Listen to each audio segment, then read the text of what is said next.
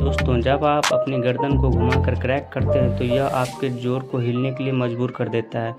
कभी कभी इससे तरल पदार्थ में मौजूद छोटे छोटे हवा के बुलबुले फट जाते हैं, जिससे पॉपिंग जैसी आवाज़ आती है। लेकिन अगर आप अपनी गर्दन को बहुत ज़ोर से मोड़ते हैं तो इससे रक्त वाहिका की परत फट सकती है।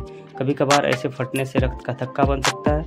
यह थक्का फिर आपके मस्तिष्क तक पहुंच सकता है और वहां जाकर रक्त प्रवाह को रोक सकता है। ऐसी स्थिति में स्ट्रोक होने का खतरा हो सकता है।